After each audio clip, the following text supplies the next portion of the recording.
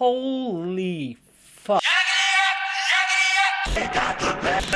Hello interwebs and welcome to my review of WandaVision episode 5, and guys, holy crap. I literally just finished watching the episode and my mind is quite literally blown.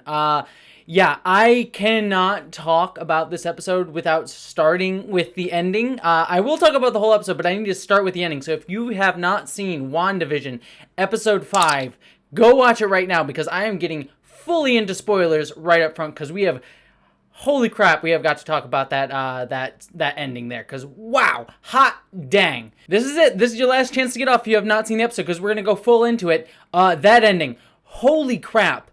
Quicksilver shows up in the final few minutes of this episode, just waltzes in, but not only is it Quicksilver, it is the Quicksilver from the Fox X-Men movies, not the Quicksilver from Age of Ultron, who was played by, Kick-Ass himself, and the guy from Godzilla, I'm forgetting the actor's name, but no, the actor who played Quicksilver in the Fox X-Men movies, an entire other universe that obviously Disney acquired the rights to since then, is playing Pietro. And not only that, the universe is acknowledging it. We get Darcy even saying in that final moment she recast Pietro, and she recognizes him as her brother, and she did not choose to have him as her brother. She even says she's surprised that he's there, as we all are surprised that he's there.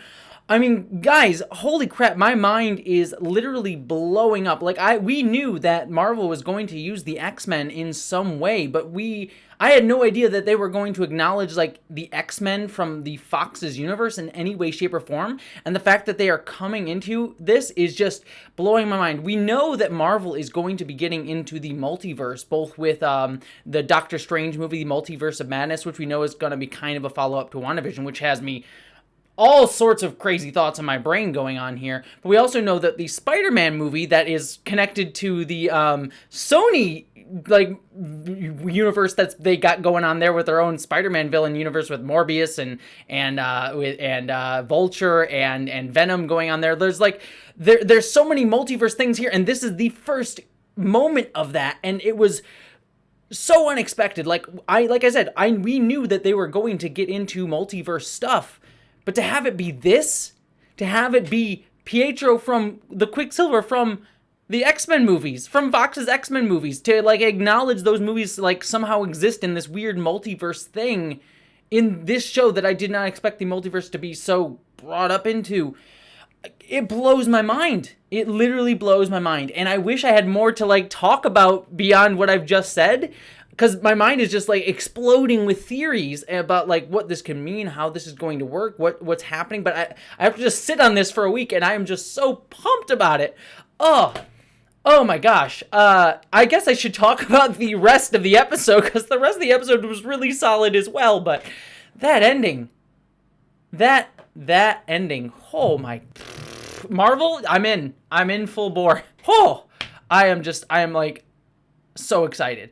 Anyways, like I said, let's talk about the rest of the episode, because there was a whole episode before this that was also very, very good. I like that this sort of has the Full House vibe episode of the season, the sort of 80s sitcom. We're definitely going up through the ages, and you get that silly, the song in this was just so adorable, and the pictures of young Vision in the theme song were so cute, cute little Vision. I just wanted to pinch his cheeks. All that was wonderful, and I liked them dealing with throughout the whole episode. We got different snippets of different types of stories that this era of sitcom would tell, the kids hiding the dog, or dealing with death, or Wanda and Vision not being good parents, or the new technology coming into the business. All those were could have been whole episodes of their own for sitcoms, kind of acknowledging what we saw last episode, where we knew that there are other episodes of WandaVision that we are not seeing that are going on, and so each one of these feels like they could be their whole cohesive episode, and so I liked that sort of using of those ideas throughout here. But they weave so interestingly with the universe starting to fall apart around Wanda, and Vision starting to question things. I loved the opening moment where Agnes comes in right when the doorbell rings, sort of that typical sitcom trope, but Vision calls it out and being oh, Agnes shows up right when we need her, when we need someone. And then that moment where Agnes says, oh, do you want me to take that line again? Because Vision sort of acknowledges the weirdness of that moment, and Vision sort of taken aback by that. And I love I love how Elizabeth Olsen plays that moment where she clearly is aware, she plays it fake shock, oh, I'm just gonna ignore it too. Just hope Vision doesn't notice. Is like, I'm gonna play it off. And sort of that moment, like, you can see Elizabeth Olsen sort of like recognize, like, oh, Vision realizes something, but I'm gonna ignore it. Like, she plays that sort of confusion so well. So just brilliant acting job by everyone involved in that scene. The other thing I will notice too is that Agnes in this scene is aware that she's playing lines. She's not like mind controlled necessarily. Like, she might be, but she is aware of herself. And I remember I talked about last episode with my speculation that Agnes has a little bit more agency, that there might be something going on with her. We don't know what person she actually was in the real world. We saw that she didn't have an identity in the real world. So she has a little bit more awareness going on here, because we see later on when Vision sort of releases his coworker at work and sort of like releases his mind control. At that moment, he is freaking out, and he is completely, but when he goes back under the spell, he's completely under the spell. He cannot say anything about the fact that this is sort of a fake world. And so seeing that sort of like distinction between him being mind controlled and him not being mind controlled makes me curious about why Agnes has a little bit more self-awareness in this moment. Maybe I'm reading too much into it, but I found that to be an intriguing bit. But I love Vision's just slow, increasing, like, questioning of his world and the creepiness around this. The moment where he gets the email from outside and everyone reads it at the same time, just him sort of being very creeped out. Leading up to the end of the episode, which I'll talk about in a second, because I want to jump over to the other side of the things with everything going on outside in the sort of MCU, the actual universe sort of thing going on outside of Westview. I'm very intrigued with the sort of dynamics going on here, that we're sort of seeing the director of S.W.O.R.D. The director of S.W.O.R.D., I'm blanking on his name. I wrote it down, but I think I wrote it down wrong here. I like the fact that Jimmy and Darcy were sort of like defending Wanda to a little bit, to a little degree. Same thing with Monica, that there's sort of this sort of like push and pull between like the director of S.W.O.R.D. sort of being this more hawkish guy, like, we need to shoot her down, we need to fight her. He's not necessarily wrong. Like, Wanda does have this history, and you can see how it's been misconstrued because we know her from all the Marvel movies, but it's also understandable. Like, she has taken people prisoner. She is not doing great things, and she has a history of doing of hurting people, even if, like, as we know in Civil War, was an accident and things like that. Obviously misconstrued, but you can totally understand his intention here. But I like that sort of tension with Jimmy and Darcy and Monica sort of figuring things out and sort of pushing and pulling, and I like the sort of subtle jabs that are going on here. So I know they're kind of setting up the S.W.O.R.D. director to sort of be more villainy, like sort of like I said, the hawkish type of guy, but I actually kind of fully understand his point of view throughout the episode. Like, I totally get it. And so I like that a little bit more nuanced take, and I hope the MCU doesn't fall into the typical, like, all right, he's going to be like kind of the asshole jerk guy, because they're kind of leaning into that. Darcy kind of has that moment with him and saying like, oh yeah, I don't like him, I think he's awful. And I think there's a little bit more nuance to this situation with that, and I think he has a valid point of view, but we just see differently because we know Wanda. But I thought that was sort of an interesting dynamic that I hope the Marvel sort of superhero dynamic doesn't oversimplify, because I think it's a deeply intriguing thing, but we'll see how it is going forward. I also love the investigation going on into this sort of things going on with Wanda, as we sort of see like Jimmy, Darcy, and Monica sort of figuring things out, how things are working, and the discussion of like Captain Marvel and the different Infinity Stones. I like that these characters have the same amount of awareness of the Marvel universe as we do, because obviously, like, Marvel never was like hiding the fact that it was connected to other movies. Like, they always made that very clear, but they always kind of made the movies somewhat self-contained outside of the Avengers films. Like, there would be references and things, but you didn't necessarily need to like draw explicit connections to these other things up until more recently in movies like Avengers Endgame and Spider-Man and things like that. And I just like that we're at a point in the MCU where conversations like this can happen, where we can mention Captain Marvel showing up, and we can mention like the Mind Stone and the Infinity Stone, and that these people were all tested on, the Sokovia Accords, stuff like that. Like the events in Civil War will get a mention here with the bomb that Wanda sort of set off at the beginning of that episode. Like, I just love that all these connections, all these events in the past of the MCU are just all getting brought up and connected, because that makes perfect sense. And I think it's so cool that we're just at this point in the universe where so much just stuff can just get filtered through and connected and sort of like intermingle. I mean, even just the fact that we have Darcy, Jimmy, and Monica all sort of like intermingling here, I think was just super cool. And I also like to call it to Captain Marvel as well, which is interesting that Monica, I believe Jimmy was the one that called that Captain Marvel. Maybe I'm getting that, misremembering that, but Monica obviously knows Captain Marvel and is friends with her, so I found that kind of an interesting little callback for her sure. So yeah, just wonderful job on that end of things. But let's get to the end of this episode beyond the Quicksilver of it all, because the first confrontation between Wanda and the rest of S.W.O.R.D. is so intriguingly tense. I thought it was really wonderful, like Monica sort of saying, like, look, you can trust me, like I'm trying to help you here. I know you're not a bad person, but something's going down here and you can't do this. You can't take these people hostage. And Wanda just saying, like, look, I got everything I want. I have vision, and that is all I want out of this, and I don't care about the consequences. And so you can sort of see, again, the fact that the S.W.O.R.D. director has a point of view that is valid. She is doing horrible things. She is taking mind control of these people and taking them against their will. And so I thought that standoff was appropriately tense, super fun, visually distinctive, really fun. I think the only thing that I will say about that and sort of the plot trajectory of this as a whole, there's some implication as we learn a little bit more with the Vision and Wanda fight, where Vision calls out, it's like, I can't believe that you did this intentionally, and Wanda sort of saying, like, I don't know how this all started. I'm in control of it, but I'm not entirely sure. Like, I like those little hints that Wanda is not fully in control of this, because as a couple other YouTubers pointed out in their reviews, specifically Council of Geeks, I know pulled it out, but TheMarySue.com I think also acknowledged it as well during their reviews of the show, that there is this trope, obviously, of like the hysterical grieving woman in media who like does terrible things and lashes out because she's so overwrought with grief that she can't overcome it and is just like wrecking everything because she's just destroyed with grief. I'm thinking like specifically of like Willow in Buffy the Vampire Slayer is like a good example of that, like when her partner died in that show. I won't say who in case you haven't seen the show, because Buffy the Vampire Slayer is well worth watching, but when she died, Willow went on a tirade and became evil and all that stuff. So that's like a kind of like a little bit of a sexist trope, or at least an overused trope towards women. If we don't want to go as far as to call it like overly sexist, it does kind of lean into the hysterical emotionality of women. It's not the worst thing in the world. I'm not saying I'm like, if they do lean into that, if that's the way they do go, that I would absolutely despise it.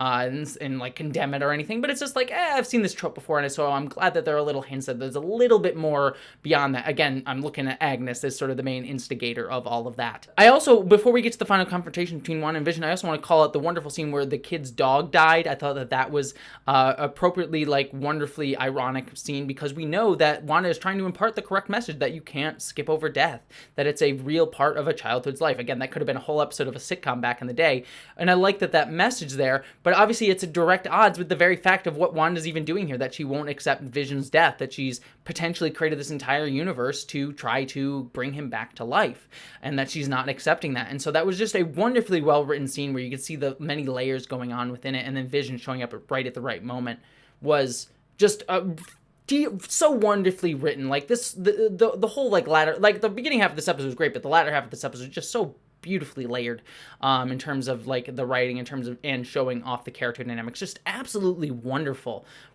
stuff in all of that. I also should point out, I also loved all the stuff with the kids, the like kind of creepiness with them like aging up and sort of showing their differences, and all the fact that Wanda can't influence them, she can't put them to sleep, showing like maybe these kids are actually real. My 2 cents on how this is all going to turn out is that Vision is going to end up being dead. This is just my guess, but Vision's going to die by the end of the series, whether if he's just a construct and he doesn't actually exist, he's just a figment of Wanda's imagination and powers.